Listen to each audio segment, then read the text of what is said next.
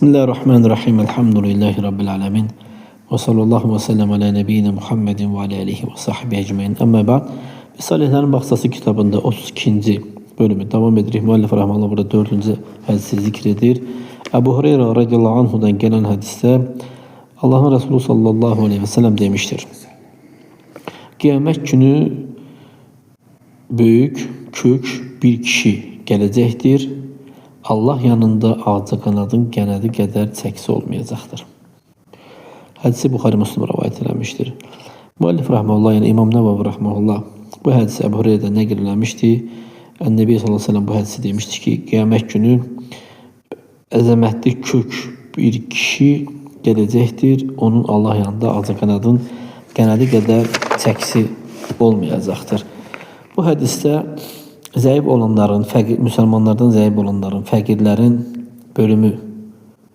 bölümünde bu hadis zikr olmuştur.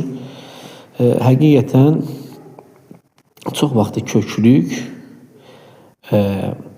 çox yeməkdən gəlir. İnsan çox yeyəndə, yəni insan kökəlir. Çox yemək də çox mala və varlılığa dəlalət edir. Yəni sual çıxa bilər ki, bu hadis niyə bu bölümdə Müslümanların, zəiflərin, fəqirlərin bölümündə gəlibdir? Bunlar əks olaraqdır bu kəs, yəni.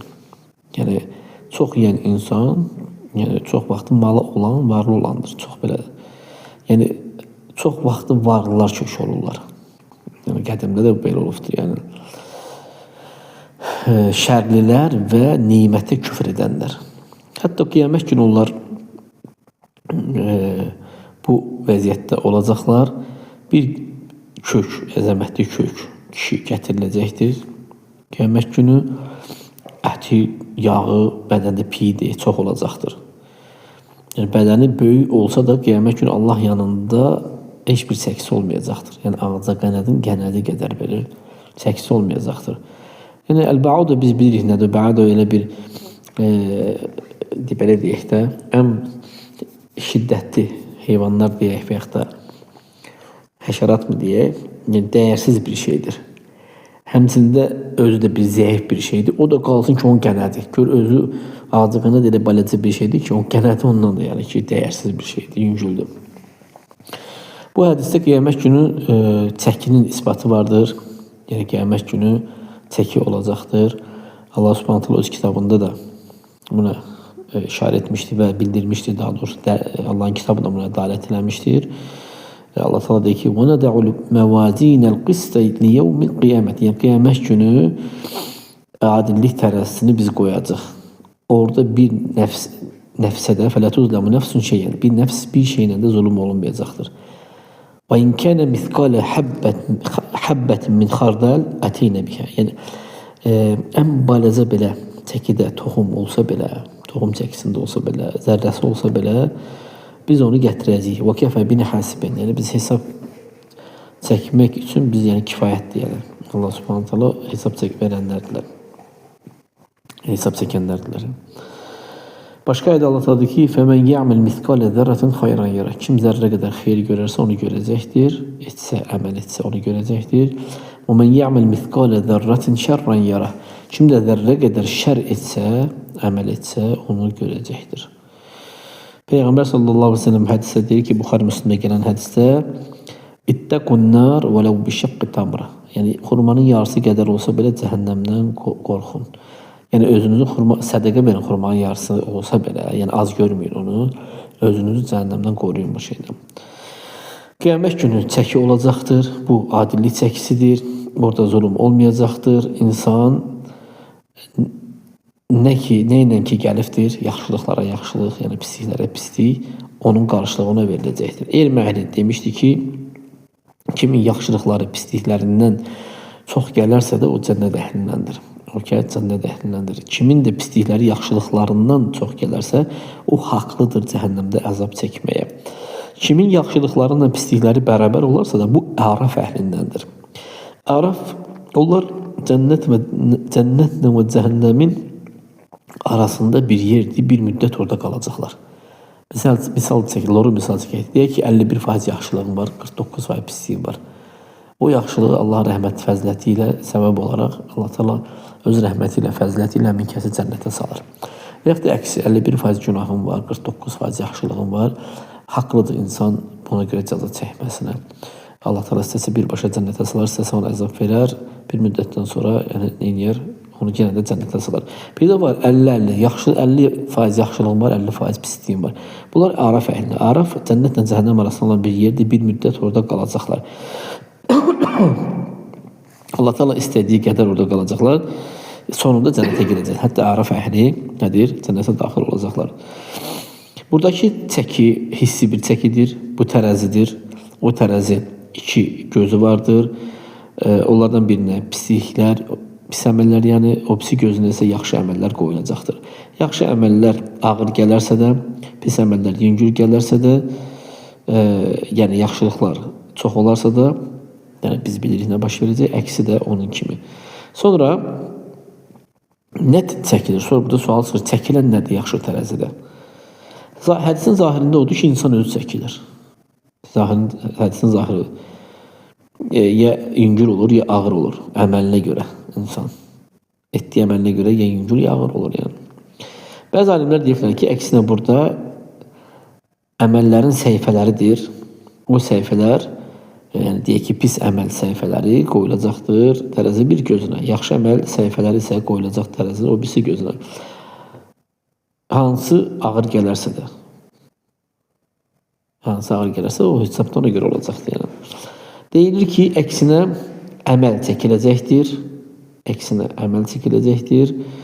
فَمَنْ يَعْمَلْ مِثْقَالَ ذَرَّةٍ خَيْرًا يَرَهُ. Allah Teala deyir ki, kim zərrə qədər xeyr əməl edərsə onu görəcəkdir. Demək burada əməldir. فَجَعَلَ الْوَزْنَ لِلْعَمَلِ. Yəni çəkid əməl üçündür. Əməl çəkiləcəkdir. وَاِنْ كَانَ مِثْقَالَ حَبَّةٍ مِنْ خَرْدَلٍ أَتَيْنَا بِهَا. Yəni bir xardal dənəsi qədər olsa belə, zərrə qədər olsa belə biz onu gətirəcəyik və kəfə binə həsibin. Yəni hesab çəkmək üçün biz kifayətik. Allah Subhanahu taala yəni bunu deyir. Peyğəmbər sallallahu əleyhi və səlləm deyir ki, iki yüngül, dilə iki yüngül kəlmə vardır ki, tərəzidə ağırdır. Rəhmənə isə sevimlidir. Subhanallahi və bihamdi, subhanallahil azim. Demək, Peyğəmbər sallallahu əleyhi və səlləm deyir ki, kəlimətən thaqilətən fil mizan. Tərəzidə iki kəlmə ağır gələcəkdir. Bu nəyə dəlalət edir? Əməlin çəkilməsinə. Quranın zahiri də, sünnənin zahiri də yəni bunu göstərir. Və rubbama yuzan hədə ola bilsin ki, həm insan əməli çəkiləcək, həm də insan özü çəkiləcək, həm də səhifələr çəkiləcək. Yəni əməllər də çəkilir, əməl səhifələr də çəkilir. Yəni bu da ola bilər. Bu hədisdə nədən çəkindirmə vardır? İnsan öz bədənini yaxşı firavanlıqda yaşatmağa diqqət yetirməsinə çəkindirmək vardır ki, yəni sən yəni özünü kökəltmə gələn. O mənada ki, yəni xidmətlər edim, dünyanın bütün naz nemətlərindən bunu qidalandırım, belə də bəsləyim, belə deyək. Bundan çəkindirmə var. Ağıllı insana lazımdır ki, qəlbini birinci diqqət yetirsin. Ağıllı insan qəlbinə diqqət yetirməlidir, qəlbini qidalandırmalıdır. İnsanın qəlbinin qidalanması fitrətdəndir. Yəni o da nətər olur? Allahın dininə ilzam olmaqla özünü iltizam edir, Allahın dininə lazım edir. Əgər qəlb nemət içində olarsa da bədən də nemət içində olacaq. Əksi isə yox.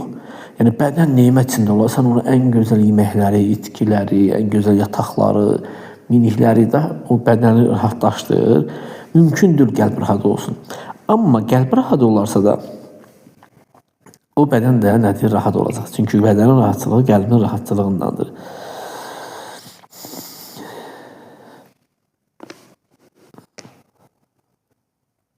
Ola bilsin ki, insan yəni dünyada ən belə dediyim, saydığım nemətlərin içində ola bilər, amma qəlbi zahirdə bədən o gül çiçək içində ola bilər, amma qəlbləri cəhənnəm içində ola bilər. Allah qorusun. Yaxşı. Əgər bunu bilmək istəyirsənsə, bunu sənin üçün bəyan olmağını istəyirsənsə, onda bu ayəni oxu günən Mən amilə salihan min zəkərin əv unsə və huvə müminun. Yəni, mümin olaraq kişi və yaxud da qadın salih əməl edərsə də fələnuhiyyənnəhu həyatan tayyibə. Allah tadı ki, ona gözəl həyat yaşadarıq. Və lənəciziyənnəhum əcrəhum bi əhsənə məkənu yəməlun. Yəni, onlara gözəl həyat yaşadarıq və etdiklərinin əməlin qarşılığını əcrini ən gözəl şəkildə verərik. Allah Subhanahu taala burada demədi onların bədənlərini. Əksinə dedi ki, onlara gözəl həyat. Yəni gözəl həyat onların qəlbində olan o ünsiyyət, onların qəlbində olan o unsa deyirlər. Yəni ki, insan rahatlıq tapır, birindən söhbət edir, rahatlıq tapır. Bu şey olacaq onların qəlbində. Yəni sinələri açılacaq, qəlb rahat olacaq. Bundan başqa olan həyat. Bəzi sələflərdən demişdilər ki, əgər məliklər və onların oğlanları biz nəyin içindəyik onu bilsələr, bizi öz qılıçlarıyla şallahladardılar. Yəni hansı, yəni bu nə demək? Yəni ki, bizim köksümüzün açılmasını, qəlbimizin nurlu olmasını, arxain olmasını, sakin olmasını onlar onu bilsəydilər.